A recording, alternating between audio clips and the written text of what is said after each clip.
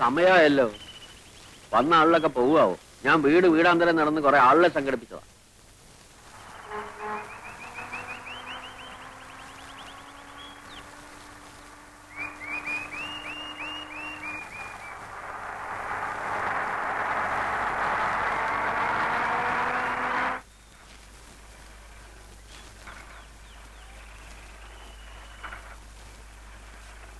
കുടുംബാസൂത്രണ ക്യാമ്പിന്റെ ആൾക്കാരല്ലേ? അതെ. ഉദ്ഘാടനത്തിന് വീഡിയോക്ക് വരാൻ പറ്റില്ല എന്ന് പറഞ്ഞു. അദ്ദേഹത്തിന്റെ അച്ഛന് അസുഖം കൂടുതലാണത്രേ. അതുകൊണ്ട് വേറെ ആരെങ്കിലും വിളിച്ച് ചോദിച്ചോളാൻ പറഞ്ഞു. ഇനിയിപ്പോ 11 മണിക്കൂർ ആരെ അന്വേഷിച്ചു പോകാനാ? തന്തയ്ക്ക് സൂക്കേട് വരാൻ കണ്ട ഒരു സമയം. നിങ്ങൾ അത് ഏറ്റപ്പോഴും മനസ്സിലായി കുഴയ്ക്കുള്ളൂ. ഞാനും ചെയ്യാനാ? ഇനിയിപ്പോ ഒരൊറ്റ പോവഴിയുള്ളൂ. ഞാൻ പറഞ്ഞേക്കാം, നിങ്ങൾ എല്ലാവരും കൂടെ നിർബന്ധിക്കുകയാണെങ്കിൽ ഞാൻ ആ കർത്തവ്യം കൊണ്ട് നിർവഹിക്കാം. അതേതായാലും വേണ്ട, നാട്ടുകാർക്ക് പരിചയമില്ലാത്ത ആളായിരിക്കും. അങ്ങനെ ഒരാളെ ഇപ്പൊ എവിടെ അന്വേഷിച്ചു പോകാനാ? നാട്ടുകാർക്ക് പരിചയമില്ലാത്ത ഒരാളെ.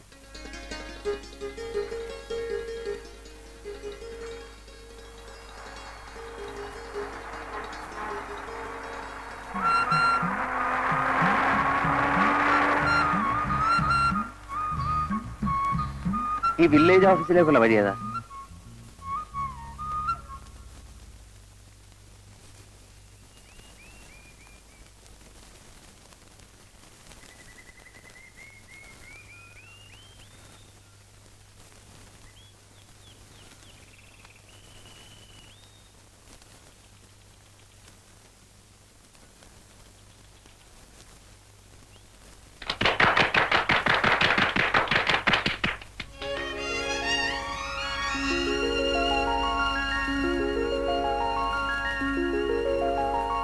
നന്മകൾ മാത്രമുള്ള, നല്ലവരെ കൊണ്ട് മാത്രം നിറഞ്ഞ ഒരു ചെറിയ ഗ്രാമപ്രദേശമാണ് ഞങ്ങളുടെ.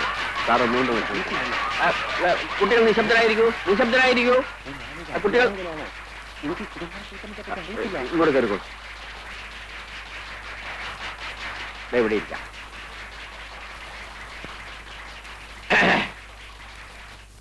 പ്രിയപ്പെട്ട നാട്ടുകാരെ, നാം ഏവരും അത്യാകാംക്ഷയോടെ കാത്തിരുന്ന നമ്മുടെ പ്രിയപ്പെട്ട ഉദ്ഘാടകൻ എത്തിക്കഴിഞ്ഞു. ഇനി അദ്ദേഹം നിങ്ങളോട് സംസാരിക്കുന്നതായിരിക്കും. വരും.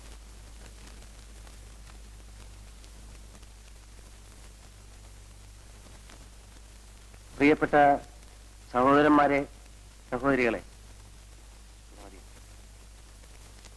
നിങ്ങൾക്ക് നമസ്കാരം. ഈ കുടുംബം എന്ന് പറയുന്നതാണല്ലോ കുടുംബാസൂത്രണത്തിന്റെ ഒരു ഇത്. അപ്പൊ ഒരു കുടുംബത്തിൽ ഒരു കുടുംബനാഥൻ, കുടുംബനാഥ, ബാക്കിയുള്ള അങ്ങനെ. അപ്പോ കുടുംബം എന്ന് പറഞ്ഞാൽ അങ്ങനെ ഇരിക്കുന്ന ആ സന്ദർഭത്തിൽ കുടുംബത്തിൻ്റെതായിട്ടുള്ള ഒരു സൂത്രമാണ് ഈ കുടുംബാസൂത്രണം. അപ്പോ ഈ കുടുംബപരമായിട്ടുള്ള കുടുംബത്തിൽ കൂടുതൽ കുട്ടികൾ ഉണ്ടായാലുള്ള കഷ്ടപ്പാടുകളെ കുറിച്ച് ഞാൻ ബുദ്ധിമുട്ടേണ്ടതില്ലല്ലോ. ചുരുക്കത്തിൽ കുടുംബം, കുടുംബനാഥൻ, കുടുംബിനി, കുടുംബാസൂത്രണം.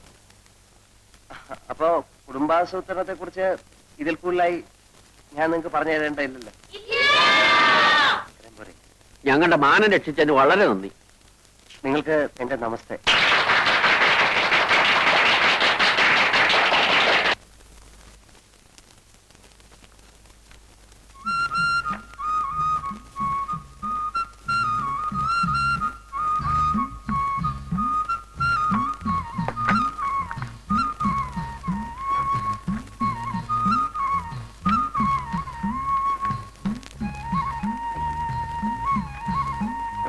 ഇതിനു മുമ്പുള്ള ആൾ ഈ ഫയലുകളൊന്നും നോക്കിയിരുന്നില്ലേ? അങ്ങേര് മാത്രമല്ല സാർ, അതിനു മുമ്പുള്ളവരും നോക്കാറില്ല. ഈ പുളിയൊക്കെ തട്ടിക്കളഞ്ഞ് ഇതൊന്ന് വൃത്തിയാക്കി വെക്കണം. ഒരാഴ്ച പിടിക്കും സാർ. ആയിക്കോട്ടെ.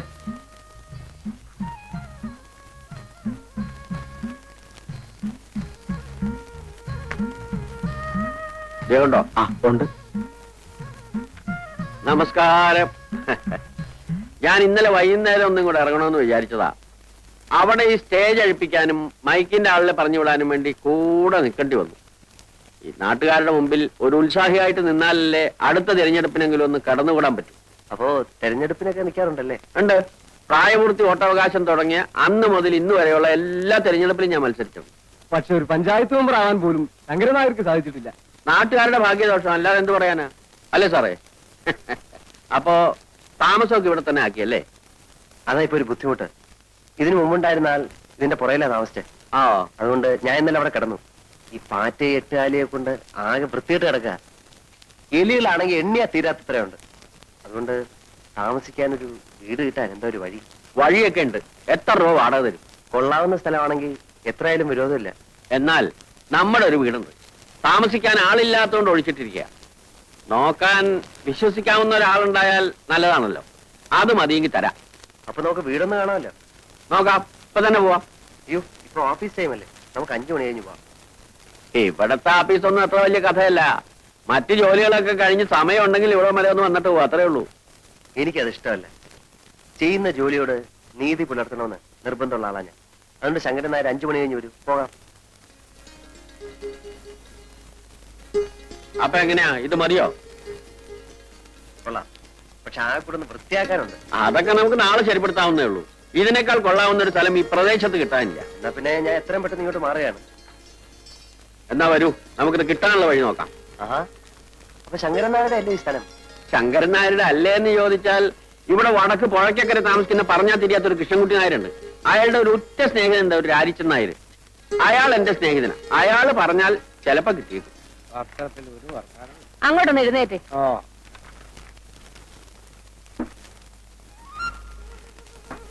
ദേ, ഇതാണ് രാരിച്ചൻ നായരുടെ വീട്. അവിടെ ഉണ്ടാവും. ആ, ലക്ഷ്മിക്കുട്ടി, ആ ശങ്കരൻ നായർ ഒരാളെയും കൂട്ടി വരുന്നുണ്ട്. ചിലപ്പോ കല്യാണാലോചനയ്ക്കാവും. നീ പോയിട്ട് കുറച്ച് കാപ്പി ഇട്ടേ. ആ, വരൂ വരൂ. ഇതാണ് ഞാൻ പറഞ്ഞ രാരിച്ചൻ നായർ. നമസ്കാരം. ഇദ്ദേഹത്തിന് മനസ്സിലായോ രാരിച്ചൻ നായർക്ക്? മനസ്സിലാക്കാൻ എന്തിരിക്കുന്നു? ശങ്കരൻ നായരല്ലേ കൂട്ടിക്കൊണ്ടുവന്നത്. മോശക്കാരനായ ഒരാളെയും കൊണ്ട് എന്റെ വീട്ടിലേക്ക് വരൂ. പേരെന്താ?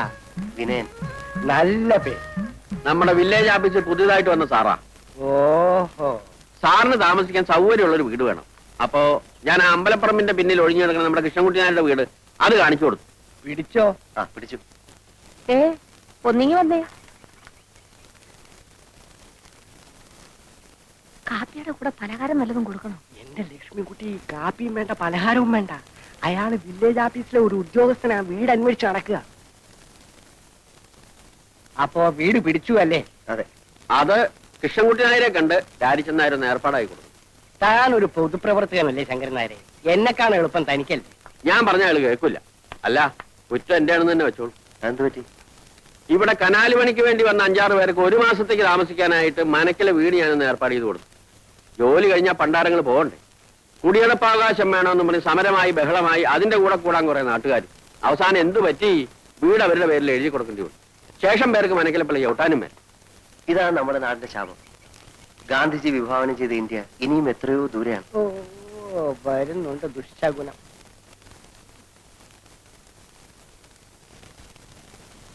ഇതല്ല, വില്ലേജ് ഓഫീസറ. എന്നെ കാണാൻ വന്നതാ. ആഹാ. എവിടെയാ നാട്? എറണാകുളം. എറണാകുളത്ത് എന്ന് വെച്ചാൽ ടൗണിൽ തന്നെ.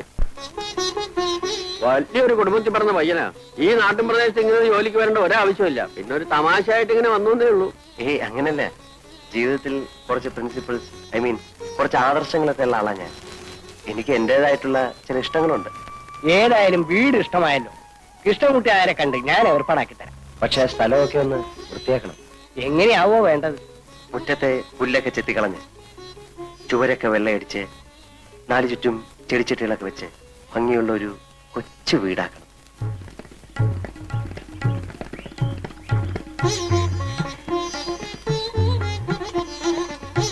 എങ്ങനെ? സാറിന്റെ മനസ്സിന് ഇഷ്ടപ്പെട്ട രൂപത്തിലായോ? ആ, ഒരുവിധം. വസണി, സാധിച്ച ഒരു കിളിക്കൂട് സംഘടിപ്പിച്ച തരക്കേടില്ലായിരുന്നു. കിളിക്കൂടോ? അതെന്തിനാ? ഈ ജനലിനരികിൽ കെട്ടിത്തൂക്കിയിട്ടാൽ രാത്രി ഏതെങ്കിലും കിളികൾ വന്നിരിക്കും. പുലർച്ചയ്ക്ക് അവരുടെ ശബ്ദം കേട്ട് എനിക്ക് കൊണ്ടുവരാം.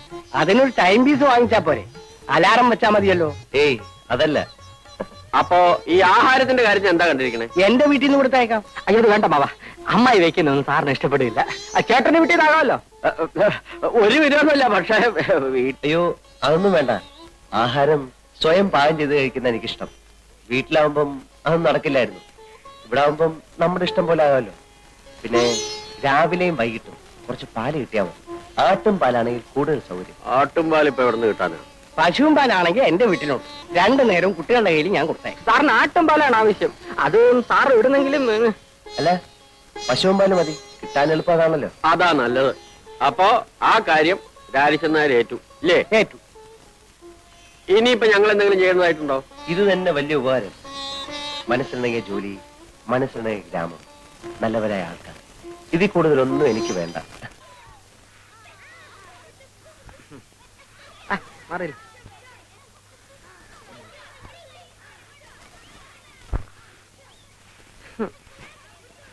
അമ്മായി, ഈ അമ്മാവൻ എന്താ ഇങ്ങനെ ആയിപ്പോയെ? എന്റെ കുഞ്ഞെ ഒന്നും കഴിക്കത്തില്ല. ഉച്ചയ്ക്കും രാത്രിയും ദേ ഇത്രച്ചും ചോറാ ഉണ്ണുന്നത്. പിന്നെ എങ്ങനെ മെലിയാതിരിക്കും? മെലിഞ്ഞ കാര്യമല്ല ചോദിച്ചത്, അമ്മാവന്റെ ബുദ്ധിക്ക് എന്ത് പറ്റി? വയസ്സായി തുടങ്ങിയില്ലേ, ഇനി ബുദ്ധിക്ക് എന്തായാലും എന്താ? അല്ലമ്മായി, കല്യാണം കഴിയാത്ത ഒരു ചെറുപ്പക്കാരന്റെ വീട്ടിലേക്ക് 2 നേരം പാൽ കൊടുത്തയക്കുന്നത് ശരിയാണോ? അതുകൊണ്ട് എന്താടാ തെറ്റ്? നീ ഒരു ചെറുപ്പക്കാരനല്ലേ, നീ പാല് കുടിക്കാറില്ലേ? ഈ അമ്മായിക്ക് എന്തോ പറഞ്ഞാലും മനസ്സിലാകത്തില്ല. ആ വില്ലേജ് ഓഫീസറുടെ വീട്ടിലേക്ക് 2 നേരം പാൽ കൊടുത്തയക്കാമെന്ന് അമ്മാവൻ ഏറ്റിരിക്കുന്നു. നന്നായി. പിണ്ണാക്ക് മേടിക്കാനുള്ള കാശ് എന്റെ കിട്ടുമല്ലോ. ദൈവമേ. ഏ? അല്ല, വല്ലവരുടെ വീട്ടിലും പാൽ കൊടുത്തിട്ടുണ്ടോ നമ്മുടെ കുടുംബം കഴിയാൻ? എന്നാൽ അയാളോട് ഇങ്ങോട്ട് വന്ന് വാങ്ങിക്കാൻ പറയാം. ഇങ്ങോട്ടോ? അതേതായാലും വേണ്ട. അമ്മായിക്ക് അത്ര നിർബന്ധമാണെങ്കിൽ പിള്ളേരെ കൂടെ തയ്ച്ചാൽ മതി. ശരി. അതുമല്ലെങ്കിൽ അമ്മാവന്റെ കൂടെ തയ്ച്ചാലും മതി. ഓ, എന്നാലും രാധ അങ്ങോട്ട് അയക്കരുത്. ഇല്ല. വാസുനേട്ടൻ ഇവിടെ ഈ നേരത്ത് വരുമെന്ന് വിചാരിച്ചില്ലല്ലേ? ഇല്ല. ഇന്നലെ ഇവിടെ വരാൻ പറ്റില്ല. സാരമില്ല. രാധേ, എന്തിനാ? ഞാൻ നിനക്ക് അലുവ വാങ്ങിച്ചു വെച്ചിട്ടുണ്ട്. എവിടെ? വാ. ആരും കാണണ്ട.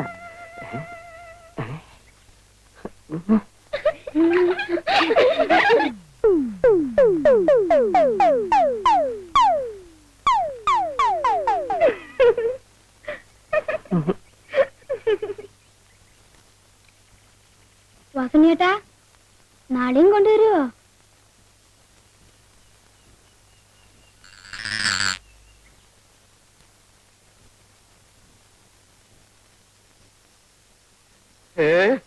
എന്താ ഇങ്ങനെ പുറത്തിറങ്ങി നിൽക്കുന്നത്? പ്രാന്തൽ വെക്കാൻ വന്നതാ.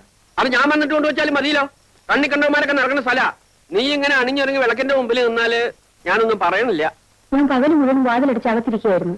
അറിയാം, രാത്രി ആയാലും അങ്ങനെ തന്നെ ഇരുന്നാ മതി. കാമദേവൻ വന്ന് വിളിച്ചാലും എന്റെ ശബ്ദം കേൾക്കാണ്ട് വാല് തുറക്കണ്ട. ഇവിടെ വന്ന് ആരും എന്നെ നോക്കി നിൽക്കാറില്ല. ആര് പറഞ്ഞു? കണ്ടും കാണാതെ ഞാൻ ദിവസവും കേട്ടുകൊണ്ടിരിക്കണതല്ലേ.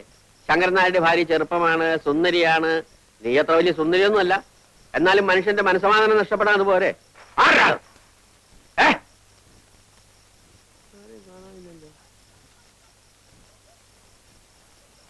ചിലപ്പോ എനിക്ക് തോന്നിയതായിരിക്കും.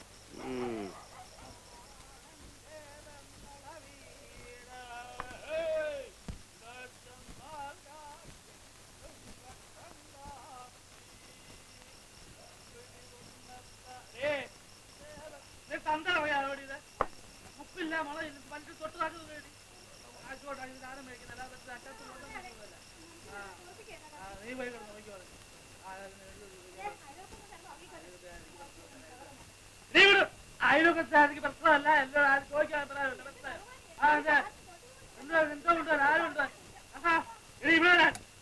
എടുത്തോണ്ട് പോകാൻ എടുത്തോണ്ട് പോത്തിക്ക് ഒഴുകിച്ചാൽ ഞാൻ നിന്നെ പട്ടിണിക്കിടുന്നില്ല. നിന്റെ മിന്നും മാലയും പൊട്ടിച്ച് പണയം വെച്ച് കള്ളു കുടിക്കുന്നില്ല. രാപകൽ ടാക്സി ഓടിച്ച് കണ്ടവന്റെ വായിരിക്കുന്ന ചീത്തയും കേട്ട് കിട്ടുന്ന കാശ്. അതുകൊണ്ട് ഞാൻ കള്ളു ഷാപ്പിലോ നിന്റെ മറ്റടത്തൊന്നും പോകുന്നില്ല. ഉണ്ടോ? സ്വന്തം വീട്ടിൽ ഇരുന്ന് ഇത്തിരി കഴിക്കുന്നു. അതിൽ ആർക്കായിട്ട് നാണക്കേട്? നിങ്ങൾക്കല്ലല്ലോ നാണക്കേട്, ബാക്കിയുള്ളവർക്കല്ലേ. എന്താ ഇത്ര നാണക്കേട്? ഞാൻ നിന്റെ തന്ത തേങ്ങ വിരിച്ച് കള്ളു കുടിക്കുന്നുണ്ടോ? പറഞ്ഞു തന്തേ പറഞ്ഞാലുണ്ടല്ലോ. പറഞ്ഞാല് ഒന്ന് പറഞ്ഞേ. പറഞ്ഞിരിക്കുന്നു, 10 തന്തയ്ക്ക് പറഞ്ഞിരിക്കുന്നു. എന്റെ ദൈവമേ, എനിക്ക് ചോദിക്കാനും പറയാൻ ആരും ഇല്ലാത്തോണ്ടല്ലോ ഇങ്ങനെയൊക്കെ പറയണേ. എനിക്ക് ചത്താ മതി, ചത്താ മതി. കങ്കിടിച്ച് വാട്ടണ്ട. നിനക്കും പിള്ളേർക്കും കഴിയാനുള്ള വക ഞാൻ ജോലി ചെയ്തുണ്ടാക്കുന്നുണ്ട്. പിള്ളേരോ? ഏത് പിള്ളേര്? എടി, ഉണ്ടാകാൻ പോകുന്ന പിള്ളേരെ. ഉണ്ടായാൽ ആര് വളർത്താനാ? രാത്രി വന്ന് ഈ കുടിയും ബഹളവും മാത്രം മതിയല്ലോ മനുഷ്യന്റെ ആയി കൊത്താതെ ചാവാൻ. നീ ഒരു കാര്യം പോകരുതെന്നും പറയരുത്. പറഞ്ഞാ എന്താ ചെയ്യും? ഞാനാ ഇവിടുത്തെ ഗ്രഹനാഥൻ. ഗ്രഹനാഥൻ വന്നിരിക്കുന്നു, കണ്ടെച്ചാ മതി. എന്താണ് കുഴപ്പം? കണ്ട എന്താ കുഴപ്പം?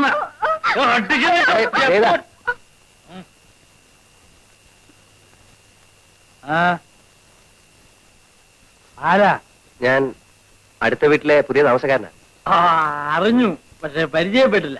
വന്നാട്ടെ, ഒരു 100 മില്ലി അടിച്ചിട്ട് വാ. വാ. ഏയ്, എന്താ? ആ മദ്യം വിഷമാണ്. ഒരു വിഷമവും ഇല്ല. ആവശ്യത്തിനുള്ളത് ഞാൻ കരുതിയിട്ടുണ്ട്. വന്നാട്ടെ. അല്ല, ഞാൻ വന്നതേ മറ്റൊരു കാര്യം പറയാനാ. എന്താ? ഈ ഭാര്യമാരെ ഇങ്ങനെ തല്ലരുത്. പൊടിയത് ഒരു പകത്ത് പോയാൽ ആളുകൾ വർത്താനം പറഞ്ഞിട്ട് നിനക്കെന്നാ കാര്യം? ആ എന്തുവാ പറഞ്ഞേ? ഭാര്യമാരെ ഇങ്ങനെ തല്ലരുത്. ആ. അവർ നമ്മുടെ തന്നെ ഒരു ഭാഗമാണ്. നിങ്ങൾ ഒരു നിമിഷം ആലോചിച്ച് നോക്കൂ സഹോദര. നിങ്ങളിങ്ങനെ കുടിച്ചു കൂത്താടി അവരെ ബുദ്ധിമുട്ടിക്കുന്നത് ശരിയാണോ? അതെ, ഞാൻ അവളെ പട്ടിണിക്ക് ഇടുന്നില്ല. അവിടെ കെട്ടുതാലിയും മാലയും പറിച്ചോണ്ട് പോയി പണയം വെച്ച് കള്ളു കുടിക്കുന്നില്ല. ഞാൻ സ്വന്തമായിട്ട് അധ്വാനിച്ചുണ്ടാക്കുന്ന കാശ് കൊണ്ട് ഞാൻ എന്റെ സ്വന്തം വീട്ടിൽ ഇരുന്ന് ഇത്തിരി കഴിക്കുന്നു. അതിന് അവൾക്ക് എന്നെ കുറ്റം പറയേണ്ട കാര്യമുണ്ടോ? ഉണ്ടോ? അല്ല, അങ്ങനെ ചോദിച്ചാൽ എന്ന് ചോദിച്ചാൽ അവളിനെ കുറ്റം പറയേണ്ട കാര്യമുണ്ടോ? അല്ല, അതില്ല. ഇല്ലേ? പിന്നെ എന്റെ ഭാര്യ എന്നെ അല്ലാതെ പിന്നെ സാറിനെയാണ് കുറ്റം പറയണ്ടേ? സ്വന്തമായിട്ടെല്ലാം പറയാനുണ്ടോ? അല്ല, നിങ്ങളിങ്ങനെ കുടിച്ച് ബഹളം ഉണ്ടായി കഴിഞ്ഞാ അയൽക്കാരായ ഞങ്ങൾക്ക് ബുദ്ധിമുട്ടാ. അതുകൊണ്ടല്ലോ വീട്ടിൽ പഞ്ഞി ഇരിപ്പുണ്ടോ? പഞ്ഞി ഏ? പഞ്ഞി പഞ്ഞി പഞ്ഞി ഉണ്ടല്ലോ. ആ, അത് കുറച്ചെടുത്ത് 2 ചെവിയിലും വെച്ച് പോയി കിടന്ന് ഉറങ്ങ. ചെല്ല, ബുദ്ധിമുട്ട്. നീ എന്നെ ഞാനല്ലോ. ആ